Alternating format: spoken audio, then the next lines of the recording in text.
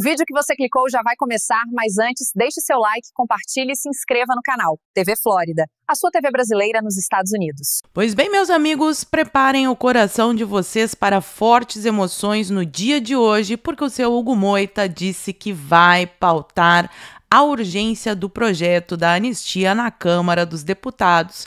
E antes que você venha com aquele blá blá blá de que o Hugo Motta já falou milhares de vezes, já descumpriu promessa várias vezes, eu sei, eu também ouvi isso, mas dessa vez eu tenho certeza que ele vai pautar. E sabe por quê? Porque ele já está fazendo seu joguinho sujo nos bastidores para tentar derrubar a anistia. Aliás, não é só ele, o governo do sapo cachaceiro e um certo magnânimo do Olimpo também estão articulando, então presta atenção, porque hoje temos que ficar ligadinhos que a luta será duríssima. Aproveito o vídeo também para atualizar vocês, caso não saibam, ontem no fim da tarde Bolsonaro teve que ir às pressas novamente para o hospital, decorrente de uma crise que ele teve por causa do atentado que ele sofreu em 2018 e mesmo hospitalizado, a perseguição implacável não para e ele foi condenado de novo por um motivo ridículo, mas em um processo cheio de detalhes interessantes para a gente analisar no vídeo de hoje. Então, se você já gostou das pautas, me ajuda a espalhar essas informações, curte, comenta, compartilha bastante o link desse vídeo nas suas redes sociais, grupos de Face, de Zap, dá uma verificada na tua inscrição, vê se ela continua ativa aqui no canal e se não for inscrito, se inscreve e dá essa moralzinha para mim. Começo então atualizando vocês com relação a essa ida de Bolsonaro que passou a noite no hospital. A notícia saiu primeiro aqui no Globo. Bolsonaro passa mal, tem crise de vômito e é levado às pressas para o hospital em Brasília. O médico afirmou que o ex-presidente teve um quadro de queda de pressão e passará por uma avaliação clínica. Na madrugada de hoje, o Flávio Bolsonaro deu a seguinte atualização sobre o estado de saúde do pai. Disse o Flávio Bolsonaro que travou a respiração do nosso ex-presidente e disse que o Bolsonaro ficou sem respirar por alguns segundos ao ter uma crise nesta terça-feira. E a gente acompanhou a ida do Bolsonaro nesse final de semana, ele foi ao hospital. Eu falei para vocês no vídeo de ontem que o Alexandre de Moraes tinha dado 24 horas para explicarem a demora do Bolsonaro voltar para casa. E para ficar ainda mais cristalino que sim, se trata de uma perseguição implacável, uma vingança política do sistema contra Bolsonaro, eu trago para vocês essa matéria aqui da CNN que diz tudo, olha só. Moraes mira postura de Bolsonaro ao sair do hospital. E qual que foi o problema? O ex-presidente demorou mais de 5 minutos para entrar no carro. Demorou mais de 5 minutos para entrar no carro e o Alexandre de Moraes já faz esse escândalo. O Alexandre de Moraes, que já tinha planos de mandar o Bolsonaro para Papuda desde sempre, porque o que o sistema quer é ver o Bolsonaro na terra do pé junto. Infelizmente, eles estão trabalhando de tudo para fazer isso, porque a esquerda é assim, ela não sabe vencer no debate, vencer no jogo limpo, então eles jogam sujo e quando não conseguem vencer mesmo com o joguinho sujo deles, eles eliminam literalmente os seus adversários. E tudo continua sendo culpa do Bolsonaro, pobre Bolsonaro, no hospital e tudo é culpa dele. Agora veio os Correios, que durante a gestão de Bolsonaro deram lucro, que estava tudo bem, que foram roubados pelo PT no esquema dos fundos de pensão, desde sempre. Todo mundo conhece o caso. Aí vem esta matéria cínica da Folha de São Paulo, dizendo que os Correios culpam o governo Bolsonaro pela crise financeira sem precedentes, que está acontecendo agora no governo Lula. A culpa é do Bolsonaro. A estatal disse que recebeu apenas 447 milhões em investimento no período do governo Bolsonaro, mas esse ano, só no primeiro semestre, eles estão com uma dívida, um buraco de 4,37 bilhões de reais. E a culpa é do Bolsonaro. Porque o esquerdista, ele nunca assume a culpa dos seus fracassos e das coisas que acontecem na vida dele. Aliás, se você não é um esquerdista e não bota a culpa nos outros pelo que acontece na sua vida e quer aí, tá precisando fazer uma renda extra, vou te dar uma dica bem rapidinho aqui no meio do vídeo. Se você quer fazer uma renda extra de 2 a 5 mil reais por mês pela internet, sem precisar aparecer, sem precisar falar inglês, sem ter experiência, existe um método inovador que é o sistema FSA. Ele funciona com um produto já validado, 100% validado, numa plataforma pronta, que você só vai pegar, copiar e colar. E pode ter resultados como esses que estão aparecendo aí na tela para você agora. Então, se você ficou curioso para saber como funciona esse método FSA e como você pode fazer um dinheirinho aí da sua casa, entra no primeiro link que está aqui embaixo do vídeo e assiste as 3 aulas grátis para conhecer como esse método funciona. E voltando aqui para a pauta do vídeo, mais um exemplo de como a esquerda gosta de botar a culpa nos outros, coisa que a gente da direita, a gente assume os nossos POs, né? Mas o Lewandowski teve a cara de pau de colocar a culpa da política de armas de Bolsonaro, que facilitou execuções públicas, como aquela tragédia que a gente viu ontem do delegado que investigava o PCC e foi brutalmente executado em público. Então, a culpa não é que a justiça fica soltando esse pessoal do crime organizado. Não. A culpa é sempre do Bolsonaro, como se tivesse uma fila na Polícia Federal da galera do PCC para registrar as suas armas, né, e cometer essas execuções com armas legalizadas. É só um trouxa para acreditar num negócio desse aqui. E falei para vocês que o Bolsonaro foi condenado de novo, mas presta atenção nos detalhes dessa treta, porque é algo que eu já venho reclamando há bastante tempo aqui no canal. O Bolsonaro foi condenado a pagar R$1 milhão de indenização por o que a CNN diz que são falas racistas. Na verdade, o que aconteceu é que quando o Bolsonaro era presidente, ele fez uma brincadeira ali no cercadinho com um dos apoiadores dele, disse que o cabelo dele era um criador de barata e que ele não ia poder tomar ivermectina porque ia matar todos os piolhos, brincando com o Black Power. Os dois estavam rindo, mas um grupo do Ministério Público e da Defensoria Pública da União se sentiu ofendido e entrou com uma ação de danos morais coletivos. E aqui fica a minha primeira observação. Essas ações de danos morais coletivos servem para abastecer ONGs esquerdistas de dinheiro. E isso tem que ser revisto pelos nossos parlamentares assim que for possível. Isso precisa acabar. Quem se ofendeu, que entre com ação e receba pelo dano que a pessoa sofreu. Danos morais coletivos é desculpa para a ONG esquerdista ganhar dinheiro. Segundo detalhe, o relator do caso é o seu Rogério Favretto. Quem não lembra desse nome, eu irei refrescar a memória. O seu Rogério Favretto é o desembargador aqui do TRF4, que entrou uma vez num plantão no final de semana, enquanto o sapo cachaceiro estava preso, e simplesmente mandou soltar o Lula. E foi um Deus nos acuda naquele dia para conseguir reverter a decisão desse desembargador militante. Então, não é coincidência, obra do acaso. É sempre a esquerda usando a máquina, usando essas manobras jurídicas de danos morais coletivos, etc., para perseguir os seus opositores políticos. Tanto que o próprio Michael Sullivan, que é o apoiador que estava lá no cercadinho, falou que estão querendo usar ele para condenar o Bolsonaro por racismo, que ele não se sentiu ofendido, que eles eram amigos, que eles estavam brincando, que inclusive o Michael frequentava lá o palácio quando o Bolsonaro era presidente. Agora vamos para o dia de fortes emoções que começa na noite de ontem, quando houve essa votação aqui, que quem tá ligadinho no canal já sabia, porque eu antecipei de manhã para vocês. A Câmara aprovou o projeto da PEC que aumenta a blindagem judicial para deputados e senadores. Então, a partir de agora, os parlamentares só poderão ser investigados com a autorização do próprio Congresso. Estou feliz? Estou achando o máximo? Estou soltando fogos de artifício? Não, porque infelizmente isso aqui vale também para aqueles parlamentares que fazem coisas criativas com as suas emendas, vamos dizer assim.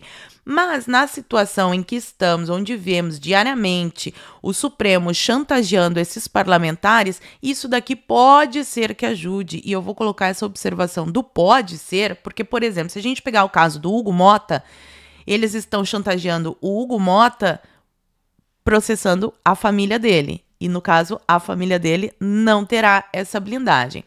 Mas espero que isso aqui, de alguma forma, ajude a gente a votar a anistia e tentar recuperar a normalidade democrática do Brasil para depois derrubar isso aqui, né? Para que todo mundo seja investigado direitinho. E aí, logo depois disso, o Motta disse aos líderes, e foi publicado amplamente, que ele finalmente pautará a urgência do projeto de anistia. A Folha de São Paulo diz aqui que o presidente da Câmara admite votar o projeto, mas ainda debaterá o teor. Eles ainda estão naquela história da anistia que não é anistia para diminuir a pena de pessoa inocente, né?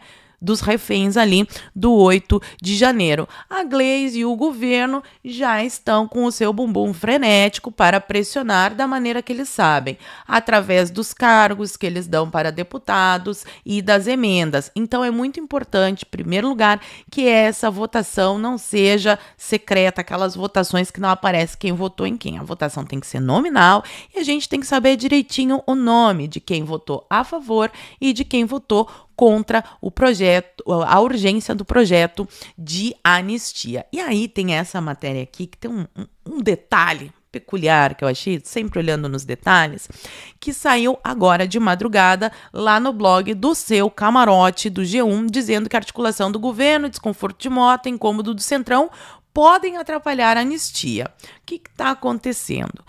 Bom, a articulação do governo eu já falei para vocês. Desconforto do Motta, a gente já sabe, a chantagem, o pai, a família, enfim. O incômodo do Centrão é porque eles não querem que o Bolsonaro tenha o direito de concorrer à eleição, porque senão eles não têm chance de emplacar a chapa Tarcísio Ciro Nogueira, como já mostrei várias vezes e eles mesmos admitem. Hoje eu vou dar mais um exemplo de que é essa, sim, a ideia deles. Mas quando eu fui ler o texto, pessoal, eu achei aqui um outro detalhe muito interessante. Os partidos do Centrão, eles até aceitam discutir a anistia, mas não a ampla, geral e irrestrita, que é a que tem que ser votada, é a única que pode ser aceita. Eles querem votar um outro texto. E aí é que vem aquela manobra suja, né? O texto foi apresentado pelo deputado Fausto Pinato, do PP do Ciro Nogueira de São Paulo. Alô, São Paulo, por favor, presta atenção em quem vocês estão votando. O seu Fausto Pinato, ele é nada mais, nada menos do que o líder, o presidente da Frente Parlamentar Brasil-China. Tá aqui, ó, BRICS Brasil. O presidente da Frente Parlamentar Brasil-China diz que Trump é um fanfarrão. E quem é ele? O seu Fausto Pinato, o China Boy, que vai escrever o projeto da anistia. É sério mesmo isso? Aí, se a gente reclamar, a gente tá atrapalhando. Ontem teve até gente que teve a cara de pau, o cinismo de dizer que se a urgência da anistia não passasse, a culpa seria de quem criticou o Tarcísio. Cuidado com essas pessoas, que isso daí é uma conversa muito esquisita. E aí sai essa outra matéria aqui na coluna da Bela Megali que me fez pensar ainda mais. A concessão que Bolsonaro fez sobre o PL, a anistia defendida pelo PL. Qual seria essa concessão, dona Bela Megali? A concessão é a seguinte: ele deu o aval para que o partido toque a proposta de anistia e que não inclua a sua inelegibilidade. Porque deve ter gente 24 horas por dia do Centrão, falem o nome que vocês acham aí, ou até do próprio PL, tá? Não é só de outros partidos, dentro do PL também tem a galera do Centrão, que deve estar chantageando o Bolsonaro. Olha, quem sabe, né, a gente consegue até uma anistia ampla, geral e irrestrita, mas a inelegibilidade precisa continuar, porque senão eles não elegem o candidatinho deles do sistema.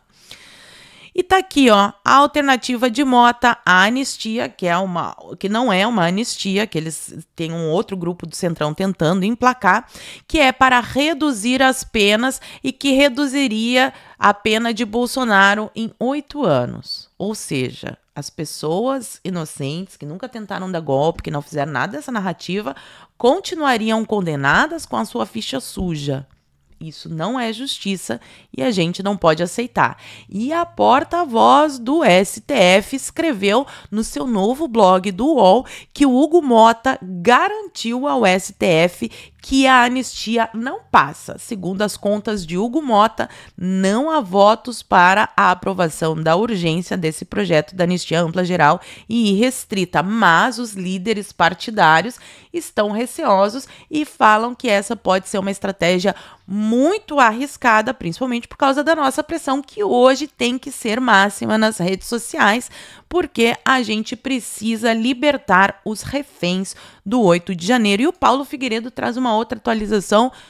Não é uma novidade, né? Mas só para constar aqui, ele perguntou: eu queria saber se é verdade que o seu Gilmar Mendes, vulgo Sapuintanha, está indo pessoalmente de porta em porta no Congresso, enquadrando todo mundo contra a anistia.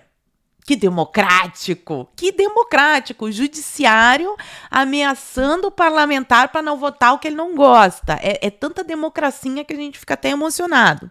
E aí ele segue dizendo: se for, é o tipo de comportamento de violador grave de direitos humanos. E é verdade, né? Agora, Eduardo Bolsonaro. A gente tem atualizações sobre o deputado que está trabalhando nos Estados Unidos. Trabalhando muito mais do que deputado que está aqui no Brasil, diga-se de passagem, né? Então tá aqui, ó, os bolsonaristas levaram a Mota uma proposta para salvar o mandato do Eduardo, que é nomeá-lo líder da minoria, que inclusive já aconteceu. Ele foi nomeado oficialmente como líder da minoria e, como líder, ele não precisaria registrar a sua presença nas sessões. E isso é algo que aconteceu enquanto Eduardo Cunha era o presidente da Câmara. E eu fico me perguntando, como é que eles demoraram tanto tempo para descobrir isso? Por que eles demoraram tanto tempo para descobrir isso? Embora esteja feliz, que bom, né? Finalmente a direita faz aí uma jogada usando o regulamento, mas eu achei bem demorado, poderia ter sido mais ágil. E daí eles explicam aqui que a mesa diretora abriu essas exceções em 2015, ó.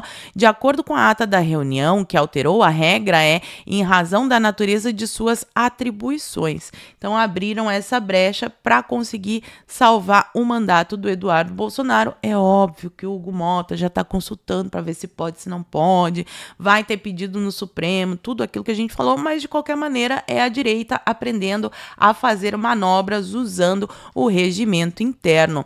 E aqui também é interessante, eu falei para vocês ontem a respeito de Eduardo Bolsonaro ser candidato a presidente. O PL tem todas as questões que estamos acompanhando aí há meses e agora parece que temos um outro partido interessado. O PRTB está conversando com o Eduardo para disputar a presidência em 2026. E isso daqui faz o Centrão tremer, porque se Eduardo Bolsonaro vem candidato à presidência pelo PRTB, não vai ter chance para a chapa Tarcísio Ciro Nogueira. Então, eu não duvido até que nos bastidores alguém esteja lutando para que o Eduardo Bolsonaro fique inelegível. Pois bem, o Moraes mandou a PGR opinar sobre a atuação de Tarcísio na anistia por Bolsonaro. E eu trouxe essa matéria aqui por quê? Para que todos entendam que qualquer candidato de direita que defenda a liberdade de expressão, que os reféns do 8 de janeiro sejam soltos, o direito da pessoa poder se defender, enfim, as pautas conservadoras, que defenda isso de verdade, será barrado pelo STF. Qualquer candidato.